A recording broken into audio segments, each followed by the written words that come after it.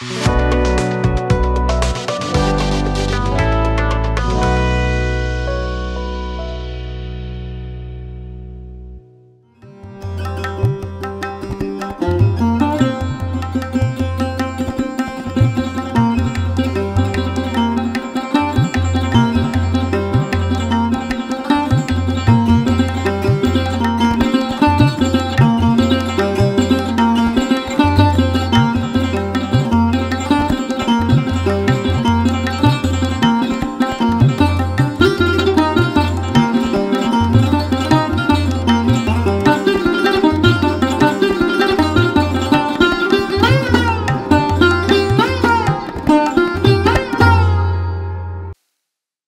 जीशु ख्रीस्ट अति बहुमूल्य नाम संपर्क इंडिया द्वारा प्रस्तुत कार्यक्रम नुआ सकाळ आशार आज अध्याय मुझे स्वागत जनाए। प्रभु आपण प्रत्येक को बाहुल्य आशीर्वाद करूँ।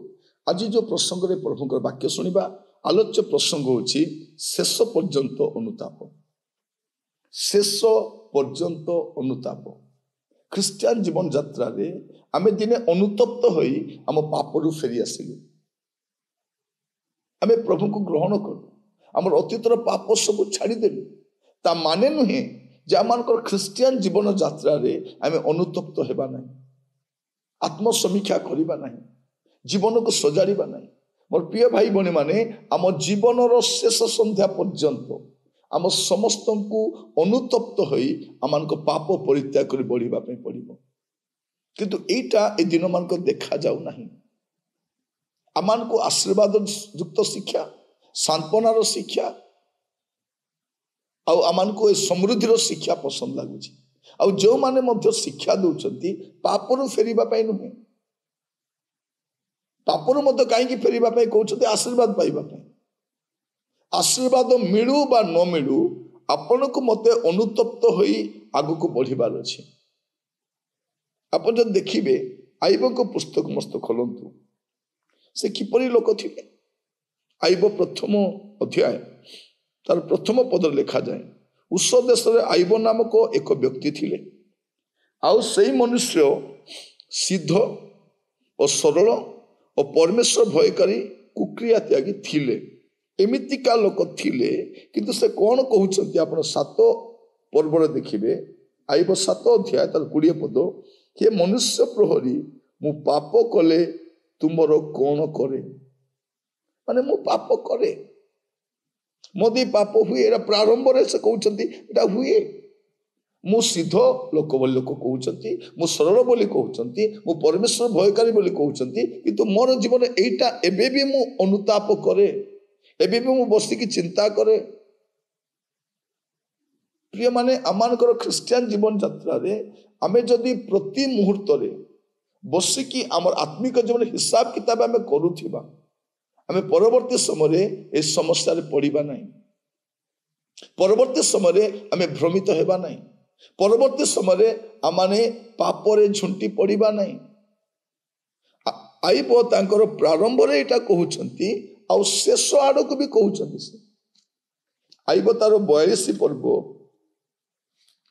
तार 5 आउ 6 पद से पुणी कहउछंती, मु कर्णर तुम विषय शुणिथिली, मात्र एबे मोर चक्षु तुमको देखुअछि। एहे तुम आपना को घृणा करूअछि, पुणी धूली और भस्म रे बसी अनुताप करूअछि। माने से कहउछंती एठी भी मु अनुताप करूछि, आरंभ रे मत शेष जाय अनुताप करूछि। माने ख्रिस्टियान जीवन शेष पर्यंत अनुतप्त होई अपना जीवन सजाड़िबार अछि। सिद्धता लाभ करिछु, किंतु सिद्धतार मध्य सिद्धता आड़ को जीवार अछि। पवित्र हेइछु, पवित्रतार पवित्रता आड़ को जीवार अछि। एटा मु आपण कहिबा पई चाहे। लोक माने कहउछते आज्ञा आमे कोन जीवन सारा अनुताप करूथिबा, जीवन सारा कोन कांदुथिबा, जीवन सारा कोन पाप स्वीकार करूथिबा। हां, जीवन सारा हमको अनुतप्त हेबार अछि। खेदमना हेबा दरकार, आत्मसमीक्षा करबा दरकार।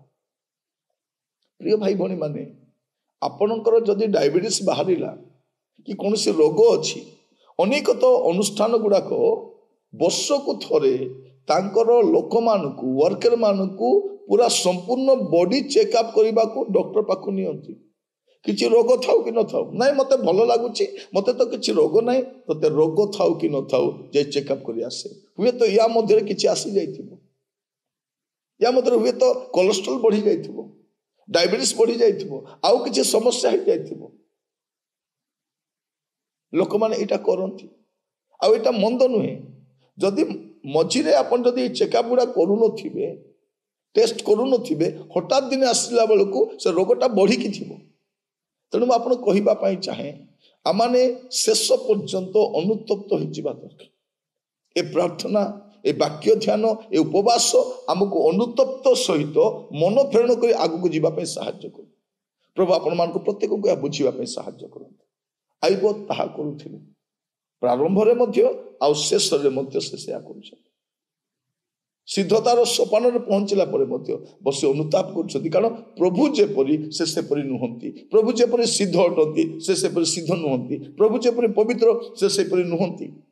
ପ୍ରଭୁ ଆପଣମାନଙ୍କୁ ମୋତେ ଅନୁଗ୍ରହ କରନ୍ତୁ। ଏହି ପ୍ରକ୍ରିୟାରେ ଆମେ ଆଗକୁ ବଢିଲେ ମୋର ପ୍ରିୟ ଭାଇ ଭଉଣୀ ମାନେ, ଆମେ କେବେ ମଧ୍ୟ ପଥଭ୍ରଷ୍ଟ ହେବା ନାହିଁ, ପତିତ ହେବା ନାହିଁ।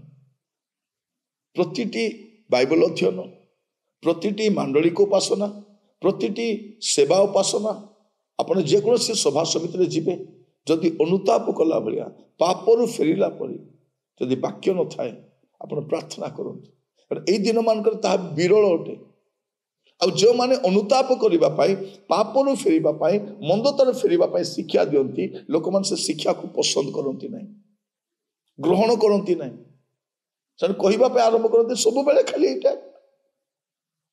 ଆପଣ ଯେତେବେଳେ ଡକ୍ଟର ପାଖକୁ ଯିବେ, ପ୍ରତିଥର ଡକ୍ଟର ଆପଣଙ୍କୁ କିଛି ରିମାର୍କ ଦେବ, ଆପଣଙ୍କ ପ୍ରେସକ୍ରିପସନରେ ଗାରେଇବ, ଏଇଟା ବଢିଛି, ସେଇଟା ବଢିଛି, ସେଇ ଟେଷ୍ଟ କରି ଆଣ। ଆପଣ ଯାଉଛନ୍ତି ନା ଡକ୍ଟର ପାଖକୁ? ଏ ଡକ୍ଟର ପାଖକୁ ଯେବେ ବି ଗଲେ ଖାଲି କହୁଛି ତୋର ଏଇ ସମସ୍ୟା ଅଛି, ସେଇ ସମସ୍ୟା ଅଛି, ସେ ସମସ୍ୟା ଅଛି। 500 ଟଙ୍କା ବାନ୍ଧିକି ଆମେ ଶୁଣିକିରି ଆସୁଛୁ।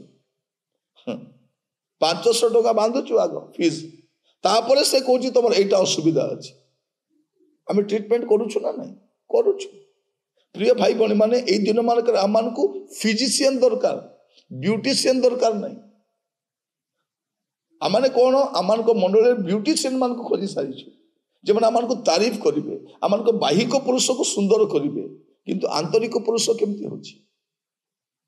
ତେଣୁ ଆଜି ପ୍ରାର୍ଥନା କରିବା, ପ୍ରଭୁ ଆମମାନଙ୍କୁ ଗୋଟେ ଫିଜିସିଆନ, ଭଲ ଡକ୍ଟରକୁ ଦିଅ ପ୍ରଭୁ, ଯେ ଆମକୁ ଚିକିତ୍ସା କରିପାରିବେ। ପ୍ରଭୁ ଆପଣମାନଙ୍କୁ ଅନୁଗ୍ରହ କରନ୍ତୁ। ଆସନ୍ତୁ ପ୍ରାର୍ଥନା କରିବା।